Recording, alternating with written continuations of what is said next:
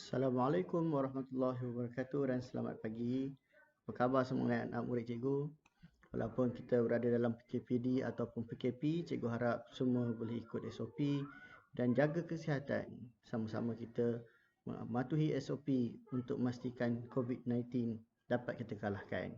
Jadi pada hari ini kita akan belajar mata pelajaran sejarah tahun 5 dengan tajuk persamaan dalam sebutan. Anak-anak murid boleh semak dalam buku teks, rujuk dalam buku teks, muka surat 36. Kita lihat apa yang kita akan belajar pada hari ini. Baik semua, kita lihat apa yang kita akan belajar hari ini. Yang pertama sekali, berlaku interaksi antara orang Melayu dengan orang yang bukan Melayu dan mereka bertutur bahasa Melayu pada zaman Melaka dahulu ataupun pada zaman dahulu. Kerana bahasa Melayu ini merupakan bahasa yang menjadi lingua franca. Lingua franca ni bermaksud bahasa Melayu pada masa dahulu. Dia sama macam bahasa Inggeris pada zaman sekarang. Kalau zaman sekarang, kita berjumpa dengan orang yang tidak pandai bertutur bahasa Melayu, kita perlu bertutur bahasa Inggeris dengan mereka. Dan mereka akan faham sebab bahasa Inggeris itu menjadi bahasa antarabangsa yang digunakan antara orang yang tak pandai berbahasa ibunda yang sama. Jadi contohnya orang Malaysia berjumpa dengan orang Belanda. Orang Belanda bertutur bahasa Belanda. Orang Malaysia bertutur bahasa Malaysia. Kalau orang Malaysia tu bertutur bahasa Melayu, orang Belanda tu jawab dalam bahasa Belanda, dua-dua tak faham. Jadi mereka akan menggunakan satu bahasa yang difahami. Yang dua-dua faham. Dan bahasa itu biasanya ialah bahasa Inggeris. Jadi pada zaman sekarang bahasa Inggeris mengambil status lingua franca. Tapi pada zaman dahulu, lingua franca ini ialah bahasa Melayu. Jadi, proses yang berlaku ni kadang-kadang menimbulkan perkataan-perkataan baharu. Perkataan baharu. Daripada perbualan, interaksi seorang yang berbahasa ibunda bahasa Melayu, berinteraksi dengan seorang yang bukan bahasa ibundanya bahasa Melayu, apabila mereka berbual, kadang-kadang ada perkataan yang tak wujud dalam bahasa Melayu ataupun tak wujud dalam bahasa Belanda tadi. Bahasa Melayu je ada perkataan tu, bahasa Belanda tak ada perkataan tu. Jadi apabila berlaku macam tu, berlakulah proses pinjaman.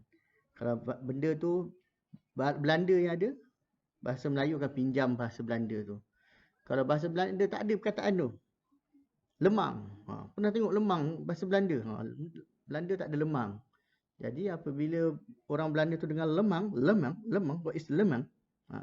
Jadi tak ada dalam bahasa Belanda. Jadi bahasa Belanda tu mengambil kataan itu, dijadikan bahasa Belanda. Kataan lemang tu diambil menjadi bahasa Belanda. Bahasa Belanda pun ada satu perkataan baru yang dipinjam daripada bahasa Melayu. Lemang ke, lemang ke, dia kadang-kadang berubah sikit bunyinya.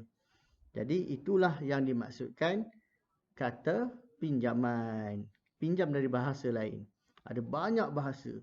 Ada banyak perkataan. Bukan je bahasa Melayu. Bahasa India, ada bahasa Cina, ada bahasa Inggeris pun ada pinjam. Bahasa yang dah pupus, Sanskrit pun ada pinjam. Semua bahasa dia mengalami proses peminjaman ini. Nanti cikgu akan cerita kenapa nak kena pinjam.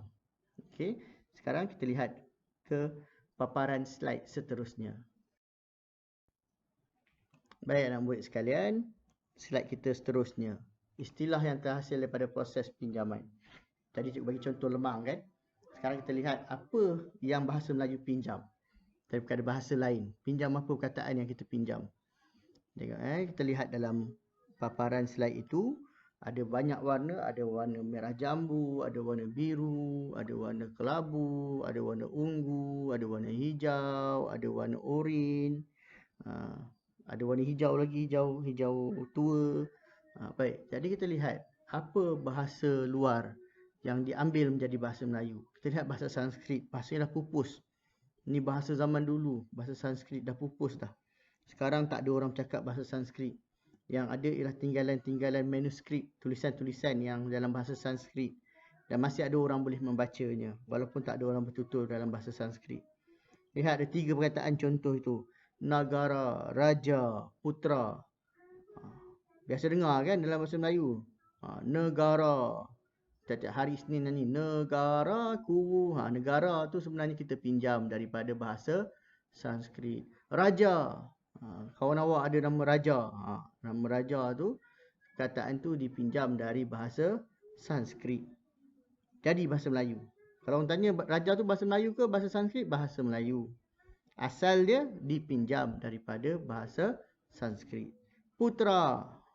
Putra. Tahu tak putra? Anak raja. Itu pun dipinjam daripada bahasa Sanskrit. Yang kedua bahasa Arab. Ada juga solat. Kita selalu tiap-tiap hari. Sehari 5 waktu kena solat. Solat tu bahasa Arab. Dipinjam masuk dalam bahasa Melayu. Jadilah perkataan solat. Ustaz. Panggil ustaz, ustazah semua tu. Itu semua pinjam dari bahasa Arab. Akal. Bahasa Arab panggil akal. Bahasa Melayu panggil akal. Bunyinya berbeza. Walaupun pinjam, kadang-kadang dia berubah. Dia tak sama bunyi dia. Tengok bahasa Portugis. Ini lagi jauh. Baju sekolah awak tu. Baju kemeja. Bahasa Melayu. Dia ambil pada bahasa Portugis sebenarnya. Orang Melayu mana pakai baju kemeja. Orang Melayu pakai baju Melayu. Tengok hantuah tu. Cerita hantuah. Kan dekat rumah tu tengok. Pasang cerita hantuah. Tengok hantuah pakai baju apa. Hantuah pakai baju Melayu. Jadi orang Portugis datang ke Melaka, dia pakai baju kemeja. Orang Melayu pun tengok baju apa dia pakai ni, pelik je. Orang Portugis cakap kamisa, kamisa, kamisa. Orang Melayu cakap apa nama kamisa, macam nama makcik sebelah rumah je, kamisah, kamisah je cakap. Orang Melayu pun ubahlah sikit. Jadilah kemeja. Asalnya kamisa. Tu berada. Cuba cakap berada macam cerita Hindustan je, berada. Orang Melayu tukar jadi beranda. Jauh bezanya. Tu jendela. Jendela mana pula ni? Nanti mak cakap apa sebut nama perempuan ni, jendela gitu. Orang Melayu pun ubah jadi jendela. Jendela tu tingkap. Itu dipinjam dari bahasa Portugis. Bahasa Belanda. Tu laje. Faham ke kalau cikgu sebut laje? Pergi ambil buku dalam laje. Laje apa pula tu? Bahasa Melayunya laci. Balkon. Balkon. Sebut balkon. Pelik orang tengoknya. Rupanya balkoni. Balkoni kat rumah. Bahasa Inggeris banyaklah tu. Hospital juga. Klinik juga. Doktor juga. Ada banyak lagi. Bahasa Inggeris banyak dipinjam masuk dalam bahasa Melayu. Bahasa Cina, cawan. Orang Cina sebut cawan. Orang Melayu pun sebut cawan sama. Laici, orang Melayu pun sebut laici. Tamil, kapal. Orang Melayu tak sebut kapal. Orang Melayu sebut kapal. Ayah. Orang India cakap panggil ayah. Orang Melayu panggil ayah. Ini bahasa yang dipinjam. Kalau tengok cerita hantuah dipanggil ayah ke? Dipanggil ayah juga cerita hantuah. Mak dipanggil apa? Panggil bunda. Tak sama lah. Mak. Jadi tak semestinya kalau ayah pinjam bahasa India, bahasa Tamil, mak pun nak pinjam bahasa Tamil. Tak. Dia pinjam beberapa perkataan sahaja. Cikgu harap semua faham apa maksud kataan yang dipinjam ini. Sekarang kita sampai ke penghujung pembelajaran kita. Jadi, cikgu nak cerita apa yang cikgu hutang tadi. Cikgu cakap kenapa nak kena pinjam. Buatlah perkataan sendiri. Tengok kapal tadi tu. Kapal tu pinjam dari bahasa India. Orang Melayu buat apa pinjam kapal. Buatlah perkataan sendiri. Oh, dia atas air. Kita bagi kapung cikgu, kapung. Udah kapung pula, dah pelik dah. Nak buat apa susah-susah. Benda boleh pinjam. Ambil je perkataan tu. Bukan kena bayar pun. Jadi, bahasa Melayu pinjam perkataan tu, ambil. Jadikan dia bahasa Melayu. Senang. Awak pun tak adalah 2-3 kali nak buka kamus tengok kapal ni apa. Oh, kapal. Tahu dah. Jadi, apabila proses peminjaman ni berlaku, bahasa tu dia akan berkembang. Kalau bahasa Melayu tak pinjam, contohlah istilah sains sekarang, COVID-19. COVID tu bahasa apa? Bahasa Inggeris. Bahasa Melayu tak nak pinjam, letak nama pisang. Udah pelik pula. Takkan letak pisang 19 pula. Dia ambil COVID-19 tu pinjam. Seluruh dunia tahu COVID-19. Jadi bahasa Melayu boleh pinjam. Kalau bahasa Melayu tak boleh nak pinjam perkataan dari bahasa lain, lama-lama bahasa Melayu pun orang cakap, bahasa Melayu susah lah. Semua perkataan tak ada. Jadi pinjam. Bila pinjam tadi dah bahasa Melayu. Bahasa Melayu tu berkembang. Jadi bahasa Melayu takkan pupus. Orang boleh guna bahasa Melayu. Semua perkataan ada dalam bahasa Melayu. Jadi bahasa Melayu tu berkembang, bahasa Melayu tak pupus. Itulah kepentingan kenapa bahasa Melayu ni meminjam perkataan lain. Ada juga, jangan ingat kata bahasa Melayu ni pinjam je. Tak ada pula orang lain ambil bahasa Melayu. Tak. Ada juga contohnya amuk. Mengamuk. Bahasa Inggeris pun amuk juga. A-M-U-C-K. Amuk. Mana datang amuk bahasa Inggeris tu? Dipinjam dari bahasa Melayu. Jadi sampai situ saja apa yang cikgu boleh ajar pada hari ini.